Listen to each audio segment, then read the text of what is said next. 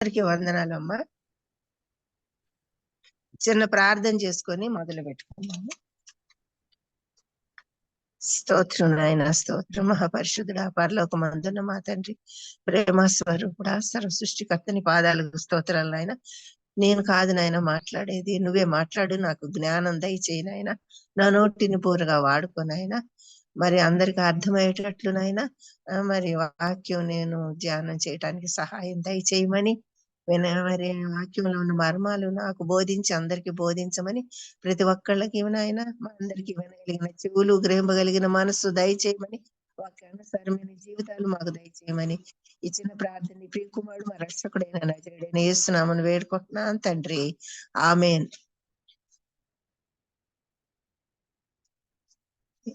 యేసు ప్రభు సిలువలో పలికిన 3వ మాటను మనం ధ్యానం చేసుకుందాము. 3వ మాటను చదువుతున్నాను. అందరూ శ్రద్ధగా బైబిల్ వాక్యాలు తెరిచి చూడవలసిందిగా కోరుతున్నాను. మా యోహాను సువార్త 19వ అధ్యాయము 26, 27 వచనాలు. యేసు తన తల్లియు తాను ప్రేమించిన శిష్యుడును దగ్గర నిలిచి ఉండుట చూచి, అమ్మా, ఇదిగో నీ కుమారుడు అని తన తల్లితో చెప్పెను. తర్వాత శిష్యుని చూచి, ఇదిగో నీ తల్లి అని చెప్పెను. ఆ గడియ నుండి ఆ శిష్యుడు ఆమెను తన ఇంట చేర్చుకొనెను. దేవుడి పరిశుద్ధ వాక్యమును దీవించను గాక మన వినికిడిలో. మరి మొట్టమొదట యేసు ప్రభు పలికిన, సిలువలో పలికిన మొట్టమొదటి మాట, వీరిని క్షమించమని మొట్టమొదటి మాట క్షమాపణ. తన విరోధులను కూడా యేసు ప్రభు క్షమించాడు. తర్వాత రెండవ మాటలో కుడి ప్రక్కన ఉన్న దొంగను రక్షించాడు. క్షమాపణ, రక్షణ. తర్వాత 3వ మాట, యేసు ప్రభు సిలువలో తన బాధ్యతను నిర్వర్తించాడనమాట. యేసు ప్రభు సిలువలో మరి ఎంతో శ్రమ పడుతున్నప్పుడు తన తల్లి అయిన మరియా, యోహాను, మరి క్లోపా భార్య అయిన మరియు మగ్దలేని మరియు వీరందరూ సిలువ దగ్గర ఉన్నారనమాట. యేసు ప్రభు సిలువలో అంత శ్రమ పడుతూ కూడా ఎంతో మరి రక్తం కారిపోతున్నప్పుడు 39 కొరడా దెబ్బలు భరించి శరీరం అంతా దున్నబడి రోమా సైనికులు మరి యేసుప్రభుని చిత్రవధ చేస్తున్నా కూడా ఆయన అంత శరీరక బాధను అనుభవిస్తూ కూడా క్రింద సిలువ దగ్గర మరి తల్లి యోహాను వాళ్ళు తల్లి దుఃఖాన్ని చూశాడన్నమాట. ఎంత మానవ శరీరంతో ఉన్నప్పుడు, ఆ శరీరం అంతా బలహీనత ఉన్నప్పుడు ఎదుటి వాళ్ళ దుఃఖాన్ని మనం చూసి ఆలోచించగలుగుతామా? వాళ్ళ శ్రమను, ఎదుటి వాళ్ళ శ్రమను ఆలోచించగలుగుతాం? ఆలోచించలేము మానవులు అయితే మనం. ఆయన దేవుడు, సంపూర్ణమైన దేవుడు, సంపూర్ణమైన మానవుడు. ఆయన దేవుడు కాబట్టి ఆ శ్రమలన్నీ తట్టుకోగలిగాడు. తట్టుకుంటూ కూడా తన తల్లి దుఃఖాన్ని చూశాడు. దుఃఖాన్ని చూసి ఆయన ఏమంటున్నాడు సిలువలో, మరి తల్లి బిడ్డల మధ్య మరి ఈ లోకంలో జీవిస్తున్న మనందరికీ కూడా తెలుసు అనమాట. తల్లులైన వాళ్ళకి, బిడ్డలైన వాళ్ళకి వాళ్ళ మధ్య ఉన్న సంబంధ బాంధవ్యాలు తప్పకుండా తెలుస్తాయి. ఎందుకంటే వాళ్ళిద్దరి మధ్య ఉన్న మొట్టమొదటి దేవుడు ప్రధాన స్థానం దేవునికి ఇవ్వాలి. తర్వాత తల్లి మనం దేవుని దగ్గరికి బిడ్డలు రావాలంటే తల్లి పాత్ర చాలా ఉంటదన్నమాట. తల్లి ఎలా నడిపిస్తే బిడ్డలు అలా నడుస్తారు. అదే విధంగా మరి తల్లి దుఃఖము, తల్లి సంతోషము బిడ్డలకు చాలా తెలుస్తుంది అనమాట ఈ లోకంలో. అది అది వర్ణించలేము. తల్లి ప్రేమను ఎవ్వరం కూడా వర్ణించలేము అనమాట. తల్లి తను ఎంత శ్రమ పడినా తన బిడ్డలు శ్రమ పడకూడదు, కష్టపడకూడదని తల్లి ఆలోచిస్తుంది. ఆ తల్లి మరి కుమారుడు ఎంతో మరి నరకయాతన పడుతున్నప్పుడు తల్లి చూడలేక కన్నీటితోటి దుఃఖపడుతున్నప్పుడు యేసు ప్రభు తల్లి దుఃఖాన్ని చూసి మొట్టమొదటి తల్లితో అంటున్నాడు. తల్లితో ఏమంటున్నాడంటే, అమ్మ, ఇదిగో నీ శిష్యుడని యోహాన్ని యేసు ప్రభు తల్లికి అప్పగించాడనమాట. ఎందుకంటే తల్లి నేను ఇంక ఈ లోకాన్ని విడిచి వెళ్ళిపోతున్నాను, ఇంకా నీకు కుమారుడుగా యోహాను ఉంటాడు అని యోహాన్ని తల్లి చేతిలో పెడతాడనమాట. ఇదిగో అమ్మ, నీ తల్లి ఇక నుండి నీకు కుమారుడుగా యోహాను ఉంటాడు. నేను వెళ్ళిపోతాను అనే ఉద్దేశంతో నువ్వు దుఃఖపడవద్దు. నా స్థానంలో యోహాను ఉంటాడని తల్లికి యోహాన్ని అప్పగిస్తాడు. తర్వాత ప్రక్కనున్న శిష్యుడు అనమాట. ఈ యోహాన్ అనే శిష్యుడు యేసు ప్రభుకి హృదయానికి దగ్గర ఉండేవాడు అనమాట. హృదయం దగ్గర ఉండే శిష్యుడిని, అంటే యేసు ప్రభుకి యోహానికి మధ్యలో ఎటువంటి తారతమ్యాలు లేకుండా యోహాను మనస్సుని, హృదయాన్ని తెలిసిన వాడు యేసు ప్రభు అనమాట. అందుకని యోహానికి మరి తల్లిని అప్పగిస్తాడు. మొట్టమొదటి తల్లికి యోహాన్ని అప్పగిస్తాడు. తర్వాత యోహానికి తల్లిని అప్పగిస్తాడు. యోహాను ఇక నుండి ఈ తల్లి మరియా నీకు తల్లితో సమానం, నీకు తల్లిగా నువ్వు మరియను చూసుకోమని అప్పగిస్తాడు. యోహానికి అంతకు ముందు తల్లి ఉన్నది, అందరూ ఉన్నారు. కానీ ఇప్పుడు ఆత్మీయ తల్లిని యోహాను చేతులు పెడతాడు. ఆత్మీయ కుమారుడు యోహాను, ఆత్మీయ కుమారుడు మరియా. ఇన్ని సంవత్సరాల నుండి ఈ లోకంలో మరియ కూడా అనేక మంది కుమారులు ఉన్నారు. యేసు ప్రభు తర్వాత కుమారులు కలిగారు కాబట్టి ఆ కుమారులు ఈ శరీరానుసారమైన కుమారులు. యోహాను ఆత్మీయానుసారమైన కుమారుడు అన్నమాట. ఎప్పుడైనా సరే ప్రతి మానవుడు కూడాను ఆత్మీయతలోనికి రావాలి. అంటే మానవునికి 2 జన్మలు ఉంటాయి కాబట్టి మొదటి జన్మ తల్లిగా ఈ లోకపు జన్మ అన్నమాట. తల్లి పుట్టిన జన్మ మొదటి యేసు ప్రభు రక్తంలో కడ పాత జన్మ, రెండో జన్మలోనికి వస్తాం. అట్లాగే అప్పుడు ఆత్మీయులతో మనకి సహవాసం ఏర్పడుతుంది. ఎప్పుడైనా సరే ఆత్మీయులతో సహవాసం అనేది నిత్య జీవానికి వారసులం అవుతాం అనమాట. ఆత్మీయ సహవాసం రెండో జన్మ ఎప్పుడైతే మనం రెండోసారి జన్మించినప్పుడు మనం నిత్య జీవానికి వారసులం అవుతాం అనమాట. మరియమ్మ కూడా మరి ఎన్ని సంవత్సరాల నుండి కూడా మరి ఈ లోకానుసారమైన కుమారులతో జీవించింది కాబట్టి ఈ లోకానుసారంగా జీవించింది అనమాట. ఇక నుండి యోహాను మరి ఆత్మీయ కుమారుడు కాబట్టి యోహాను సంఘానికి గుర్తు అనమాట. మనం కూడా రెండో జన్మ జీవించిన తర్వాత సంఘంలో ఎలా చేపడతామో ఆ యోహాను చేతుల్లోకి మరియను ఇచ్చాడనమాట యేసు ప్రభు. యోహానుకి అప్పచెప్పాడు. ఎందుకు అప్పచెప్పాడు? ఇక నుండి ఈమెని తల్లి, ఇక నుండి ఆయన నీ కుమారుడు, ఈమెని ఆత్మీయతలో ఎదిగింపజేసేవాడు యోహాను అనమాట. అందుకని యోహానుకి మరియమ్మని అప్పచెప్తాడు.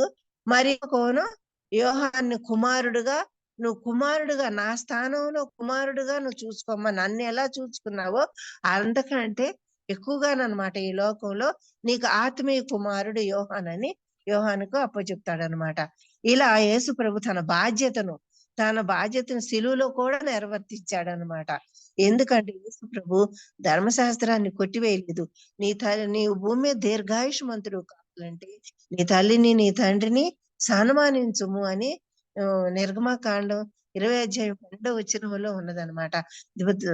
10 ఆజ్ఞలు యేసు ప్రభు నిర్వర్తించాడు ఈ భూలోకంలో ఉన్నప్పుడు. యేసు ప్రభు 30 సంవత్సరాలు ఇంట్లో తండ్రికి ఎంతో తండ్రి తల్లికి సహాయంగా ఉన్నాడు అనమాట. అంటే ఆయన ప్రధాన యాజకుడు. యూదులు 30 సంవత్సరాల వరకు సేవలోనికి రారంట. 30 సంవత్సరాలు దాటిన తర్వాత సేవలోనికి వస్తారంట. కాబట్టి యేసు ప్రభు 3.5 సంవత్సరాలు 30 సంవత్సరాలు దాటిన తర్వాత చివరి 3.5 సంవత్సరాలు సేవలోనికి వచ్చాడనమాట. ఆయన మన ప్రధాన యాజకుడుగా ఉన్నాడు. ఆయన సేవలోకి వచ్చిన తర్వాత అనేక అద్భుతాలు చేశాడు, అనేక మందిని రక్షించాడు.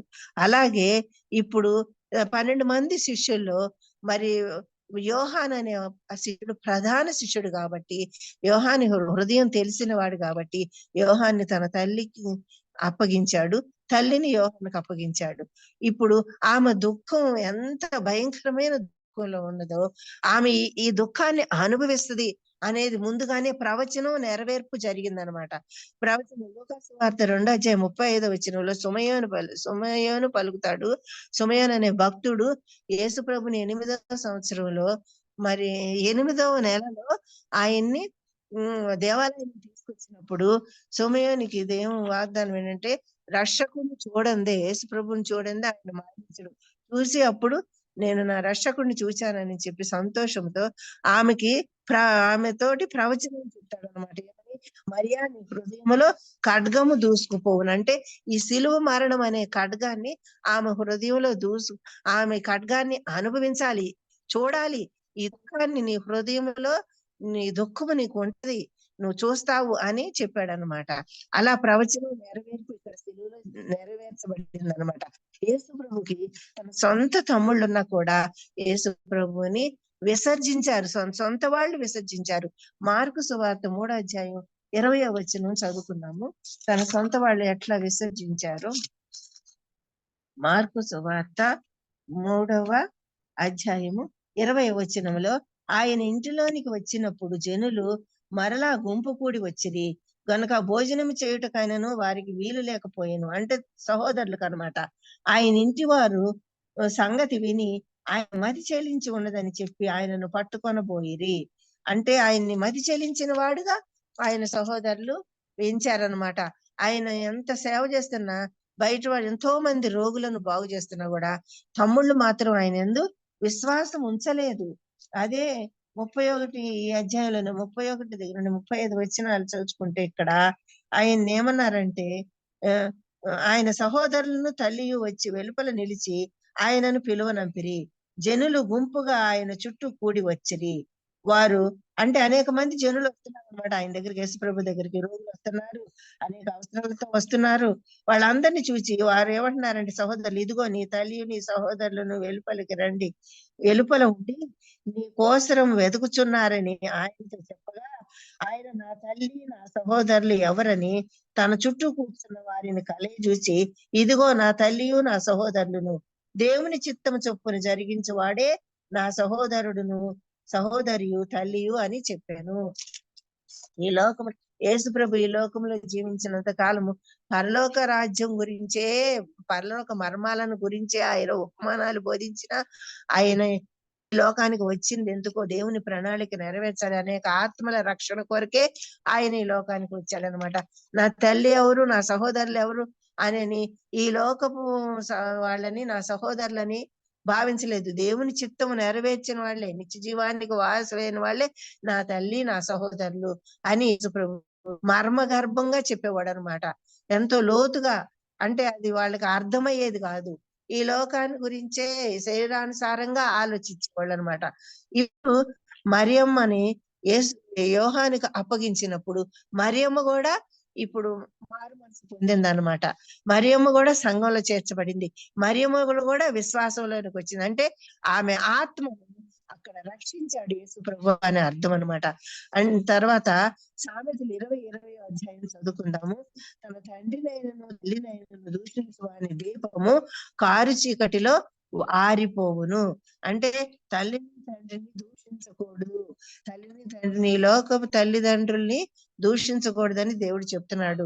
20 అధ్యాయంలోని 27వ వచనంలో దీపము కారు చీకట్లు ఆరిపోతుంది. దీపం అంటే ఏంటంటే ఇక్కడ నరుని ఆత్మ యెహోవా పెట్టిన దీపము 27వ వచనంలో ఉంది. నరుని ఆత్మ యెహోవా పెట్టిన దీపము అది అంతరంగములన్నీ శోధించును. అంటే ఆత్మ అనమాట. ఈ ఆత్మ దేవుడు పెట్టిన దీపము అన్నమాట అర్థం. దీపం అంటే ఆత్మ. మన తండ్రిని తల్లిని అనుమానిస్తే మన ఆత్మ ఆరిపోతుంది అనమాట. అంటే ఆత్మ నశించిపోతుంది అంటున్నాడు దేవుడు. మనం ఇంత భక్తి చేస్తున్నా, ఇంత ప్రార్థనలు చేస్తున్నా, మనం ఒకవేళ తల్లిని గాని తండ్రిని గాని దూషించిన, వాళ్ళని విసర్జించిన ఆత్మ ఏమవుతుంది, నరకంలోకి వెళుతుంది. ఎంత ప్రభు అన్నాడు ఎవరు పరలోకానికి రాడు, నా ప్రభు చిత్తం నెరవేర్చేవాడే పరలోకానికి వస్తాడు అన్నాడు యేసు ప్రభు. ఏంటి, మన ఆత్మ ఎప్పుడు వెలుగుతూ ఉండాలి. అంటే ఏంటి, వాక్యం చదవటం, ప్రార్థన చేసుకోవడం, వాక్యానుసారంగా జీవించడం మనం నేర్చుకోవాలి.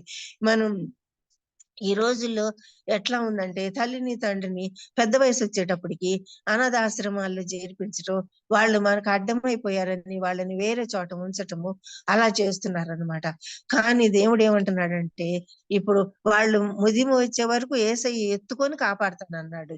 ఆయన ఇంత పెద్ద వయసు వచ్చినా కూడా ఆయన కాపాడుతూనే ఉంటున్నాడు అనమాట పెద్దవాళ్ళని, ఏ బలహీనతలు వచ్చినా కూడా. కానీ బిడ్డలు ఈ లోకపు బిడ్డలు ఈ లోకంలో ఎట్లా ఉందంటే, ఇప్పుడు పరిస్థితులు, పాతకాల పరిస్థితులు అట్లా ఉండేది కాదు. ఇళ్లల్లో పెద్దవాళ్ళు అందరూ ఉండేవాళ్ళు, అన్నదమ్ములు ఉండేవాళ్ళు, పెద్దవాళ్ళు ఉండేవాళ్ళు. ఒకళ్ళ తర్వాత ఒకళ్ళు పెద్దవాళ్ళని చూచుకుంటూ ఉండేవాళ్ళు అనమాట. మన పూర్వకాలం ప్రతి కుటుంబంలో ఒక్కళ్ళు ఉన్న మంచంలో పడుకొని ఉండేవాడు, అనారోగ్యంతో ఉండేవాళ్ళు. వాళ్ళకి స్నానాలు చేయించిన, ఆహారం పెట్టిన ఎవరో ఒకళ్ళు కుటుంబంలో అందరు చూస్తూ ఉండేవాళ్ళు అనమాట. కానీ ఈ రోజుల్లో చిన్న కుటుంబాలు అవటం వల్ల, అంత కుటుంబాలు విచ్ఛిన్నమైపోవటం వల్ల, ఉమ్మడి కుటుంబాలు లేకపోవటం వల్ల ఏమవుతుందంటే, మరి భార్యాభర్తలు ఇద్దరు ఉద్యోగాలు చేయటం వల్ల, వాళ్ళ పరిస్థితుల ప్రభావం వల్ల కూడా కొంతమంది అనాథాశ్రమంలో పెడుతున్నారు. ఆస్తులు, డబ్బులు అన్ని విస్తారంగా వచ్చేటప్పటికి మనుషుల ప్రేమలు చల్లారిపోయి డబ్బు వైపే పరిగెత్తుతుంది అనమాట ఈ రోజుల్లో లోకం అనమాట. కానీ ఎంత డబ్బు వచ్చినా కూడా మనం తల్లిదండ్రులను, పెద్ద వయసులో ఉండే తల్లిదండ్రులను చూడాలని దేవుని ద్వారా మనం నేర్చుకోగలుగుతున్నాం అనమాట. మన ఆత్మ నశించిపోకూడదు. ఆత్మ ఎప్పుడు కూడా నిత్య జీవానికే సిద్ధపరచుకుంటా ఉండాలి. ఆయన రాకడకు మనం ఎప్పుడు సిద్ధపడుతూ ఉండాలన్నమాట. అందుకని మరియమ్మని చివరి దశలో మరి కుమారుడు బాధ్యత యేసు ప్రభు నిర్వర్తించాడనమాట. అంటే ఈ లోకాన్ని విడిచి వెళ్ళిపోయేటప్పుడు, చనిపోయేటప్పుడు ఎవరు కూడా ఇతరుల గురించి ఆలోచించరు. ఏం ఆలోచిస్తారు? నేను వెళ్ళిపోతున్నాను, నా పరిస్థితి ఎలా అయిపోయింది, నేను ఎలా బ్రతికాను, అలా బ్రతికాను, అట్లయిపోయింది, నేను ఇప్పుడు వెళ్ళిపోవాల్సి వస్తుంది, నేను చనిపోవాల్సి వస్తుంది, నేను ఇంత చిన్న వయసులోనే చనిపోవాల్సి వస్తుందని వాళ్ళ గురించి వేదన పడతారు. కానీ యేసు ప్రభు ఈ లోకములో ఉండే ఆత్మల భారం కలిగాడు కాబట్టి సిలువలో 7 మాటలు పలికాడు అన్నమాట. 7 మాటల్లో 3వ మాట, మరి నువ్వు భూమి మీద దీర్ఘాయుష్మంతుడు కావాలి కాబట్టి నీ తల్లిని తండ్రి లేడు, తల్లిని మరి ప్రియ శిష్యుడైన యోహానుకు అప్పగించడానికి కారణం అది. కుమారుడు కూడా, యోహానైతే ఆత్మీయ కుమారుడు కాబట్టి ఆత్మీయ కుమారుడికి అప్పచెబితే ఆత్మీయతలో ఎదుగుతారు. మరి లోకస్తులకు అప్పచెబితే ఏముంది? ఈ లోకములోనే లోకాచారాలు, లోక పనులు, లోక విస్తారమైన మాటలు, వీటిలో పెరిగితే నిత్య నరకానికి వెళ్లాల్సి వచ్చింది. ఆత్మీయతలో ఎదిగితే నిత్య రాజ్యానికి వెళ్ళవలసి వస్తుంది అనమాట. అదే విధంగా సామెతలు 23:22లో కూడా, నిన్ను కనిన నీ తండ్రి ఉపదేశం అంగీకరించుము, నీ తల్లి ముదిమి అందు ఆమెను నిర్లక్ష్యము చేయకుము అంటున్నాడు. ముదిమి అంటే వృద్ధాప్యంలో అనమాట. వృద్ధాప్యంలో ఉన్నప్పుడు ఆమెని నిర్లక్ష్యం చేయకూడదు. ఆమెని, తల్లిని గాని తండ్రిని గాని, నీ తండ్రి చెప్పే మాటలు నువ్వు అంగీకరించు. అంటే ఏంటి? తల్లిదండ్రుల అనుభవంతో చెప్తారు కాబట్టి వాళ్ళ మాటలు నువ్వు శ్రద్ధగా విని ఆలకించి ఆ మాటల్ని నువ్వు ఆచరణలో పెట్టు. వాళ్ళు ఎందుకంటే అనేకమైనటువంటి పరిస్థితులను వాళ్ళు వయసులో ఉన్నప్పుడు ఎదుర్కొంటారు కాబట్టి, వాళ్ళ అనుభవం చెప్పినప్పుడు, కొంతమంది అనుభవాలు చెప్పినప్పుడు వినటానికి కూడా ఇష్టపడరమ్మా. ఈ రోజులు అట్లా ఉన్నాయి, పరిస్థితులు అట్లా ఉన్నాయి. ఎందుకు చెప్తున్నారు ఇది? విందాము అని తెలుసుకోవటానికి ఇప్పుడు ఈ చిన్న వయసులో ఉండే వాళ్ళందరూ కూడా వినటానికి ప్రయత్నం చేయాలి. ఇది మనకి ఒక పాఠం అన్నమాట. అదే విధంగా ఎఫెసీ పత్రికలో 1-2 వచనాలు, 6వ అధ్యాయం 1-2 వచనాలు ఏమంటున్నాడు? పిల్లలారా, వినబడట్లేదు ఇప్పుడమ్మా, ఇప్పుడు వినపడుతుందా? ఇక్కడ వినిపిస్తుంది మా. పిల్లలారా, ప్రభువునందు మీ తల్లిదండ్రులకు విధేయులై ఉండి, ఇది ధర్మమే. నీకు మేలు కలిగినట్లు నీ తండ్రిని తల్లిని సన్మానించుము, అప్పుడు నీవు భూమి మీద దీర్ఘాయుష్మంతుడు అవుతావు. ఇది వాగ్దానంతో కూడిన ఆజ్ఞలలో మొదటి ఆజ్ఞ. ఏమంటున్నాడంటే, మనకి మేలు కలగాలంటే ఇప్పుడు యుక్త వయసులో ఉండే పిల్లలు కావచ్చు, చిన్న పిల్లలకు కూడా ఈ రోజుల్లో ఇండివిడ్యువల్ మెంటాలిటీ చాలా ఎక్కువ ఉన్నదమ్మా. ఎందుకంటే పెద్దవాళ్ళు వినే మాట కంటే మేము చెబితే వినాలి అనేది ఇప్పుడు పిల్లలు ఎక్కువ ప్రయత్నాలు చేస్తున్నారు అనమాట. కానీ నేర్చుకోవాల్సింది అది ఆత్మీయతలో ఉంటేనే. బైబిల్ వాక్యం చదివి ఆదివారం నాడు చర్చికి వెళ్ళి సండే స్కూల్లో పిల్లలు నేర్చుకొని, VBS లో వాక్యాలు నేర్చుకొని, మరి టీచర్స్ చెప్పిన మాటలు విని పిల్లలు నేర్చుకుంటేనే. ఇప్పుడు యుక్త వయసులో ఉండే వాళ్ళు కూడా ఈ లోకంలో క్లబ్బులు, పబ్బులని ఎంతో ఎంజాయ్, ఈ లోకంలో ఇంటర్నెట్లని ఎంతో భయంకరమైన లోకంలో జీవిస్తున్నాం కాబట్టి ఈ లోకమలిను మనం పెద్దవాళ్ళంగా ఏం చేయాలంటే ఈ లోకమలిను అంటకుండా పిల్లల్ని కాపాడు నాయన అని ప్రార్థన చేయాలి. ఇక్కడ ఏమంటున్నాడు, ఈ భూమి మీద మన పిల్లలు అందరూ కూడా యుక్త వయసులో ఉండే పిల్లలు కావచ్చు, చిన్న పిల్లలు కావచ్చు, అందరూ దీర్ఘాయుష్మంతులు కావాలంటే తల్లి మేలు చేయాలన్నమాట. వీళ్ళకు మేలు కావాలంటే తల్లిదండ్రులకు మేలు చేయాలి, తల్లిదండ్రులను చూసుకోవాలి. అప్పుడు నువ్వు భూమి మీద దీర్ఘాయుష్మంతుడు కావగలుగుతావు అన్నమాట. ఆరోగ్యంతో దీర్ఘాయుష్మంతులు మనకు కావాలి.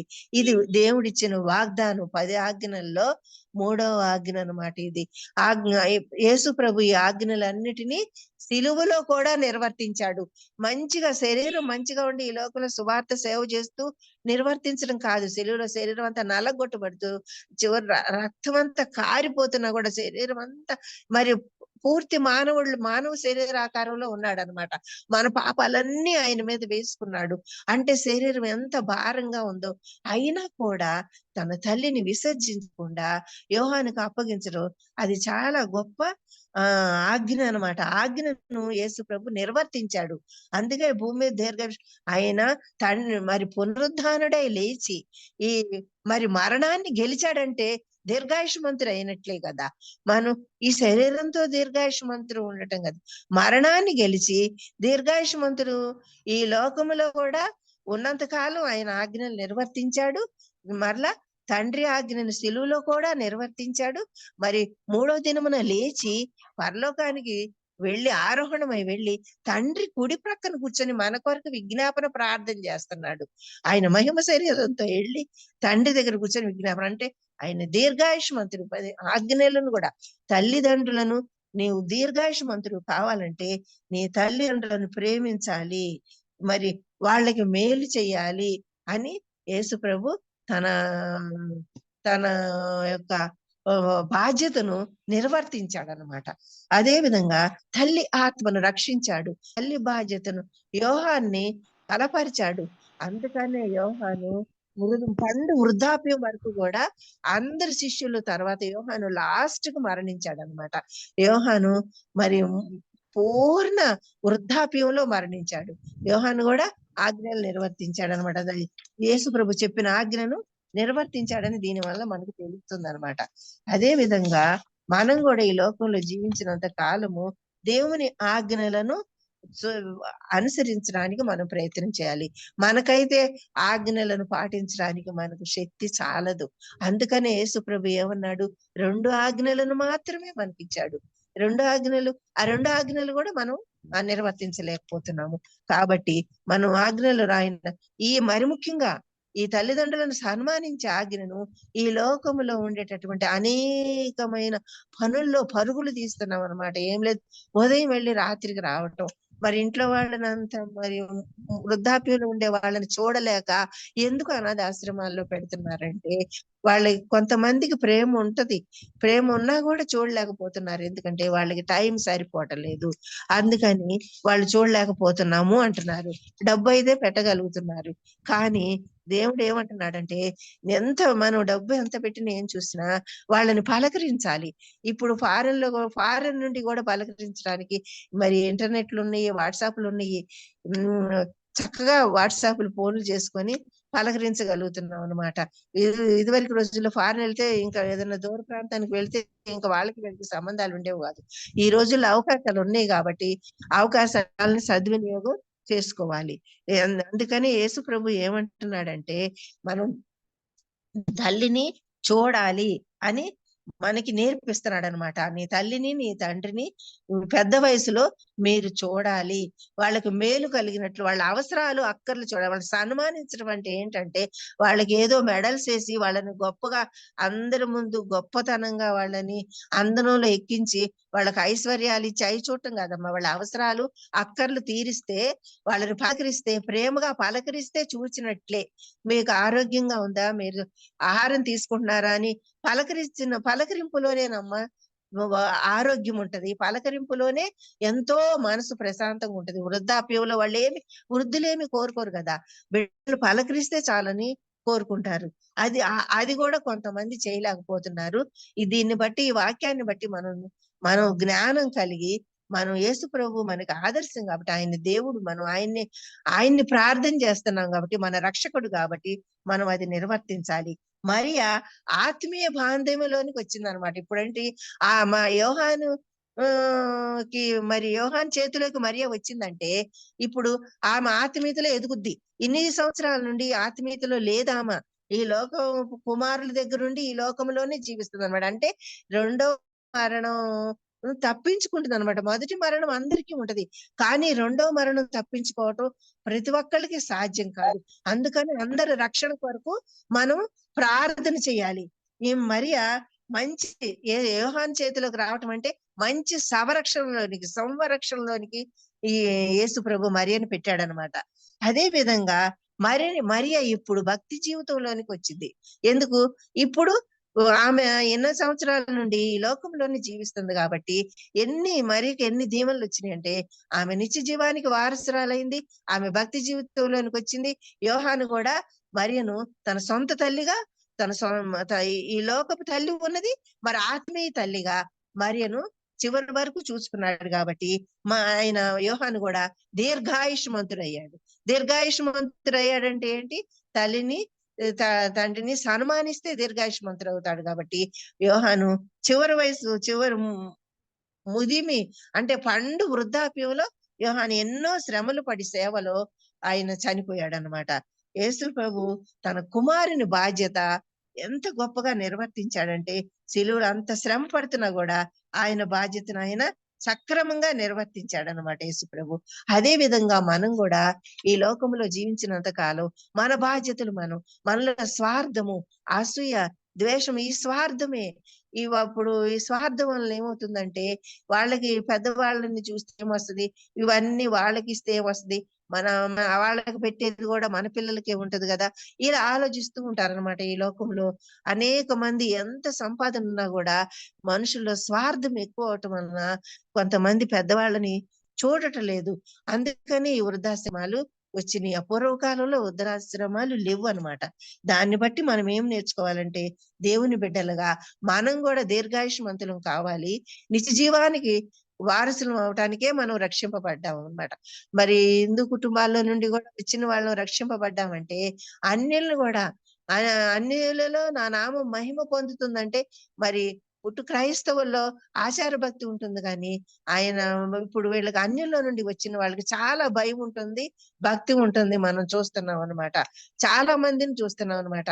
ఎందుకంటే ఇది ఎలా ఉంటుందంటే, మా తాతలు, మా తండ్రులు అందరూ కూడా క్రైస్తవులు మేమని పండగలకు మాత్రమే, క్రిస్మస్ కి, ఈస్టర్ కి, గుడ్ ఫ్రైడేకి, వీటికి వస్తున్నారు కానీ పండగలకు వస్తారు, పండగ క్రైస్తవులాగా.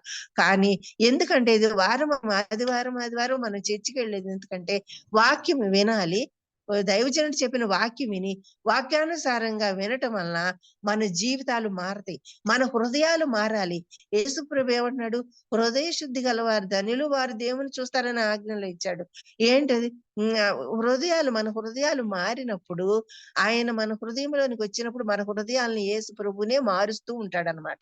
ఆయన మారుస్తూ ఉన్నప్పుడు ఆయన ఆజ్ఞలు, ఇప్పుడు మూడో ఆజ్ఞ, ఆయన నీ తల్లిని నీ తండ్రిని సన్మానించుము అని మూడో ఆజ్ఞ చెప్పాడు. కాబట్టి ఆయన చెప్పిన ఆజ్ఞను మనం నిర్వర్తించడానికి మన జీవితంలో మనం కూడా ప్రయత్నం చేయాలి. ప్రయత్నం చేసినప్పుడు దేవుడే మనకు సహాయం చేస్తాడు.